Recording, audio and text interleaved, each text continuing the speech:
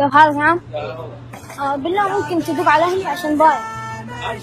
عشان ضايع تدق على أهلي. في واحد بالله من أول لابس صوب يطاردني من يوم ماني ماشي. أنا خايف مرة الصراحة. من أول اللي طاردني ما أدري وين. هذا هو وين؟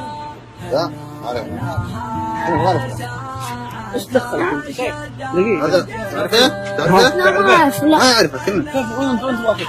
ايش دخل؟ انت ما توديك ايه؟ دق على الدوري دق على الدوري شو قال ايه؟ ما عليك ما عليك انت ما ادري تعرف هذا؟ ما أعرف. جمعهم يوم اقبل كان طبع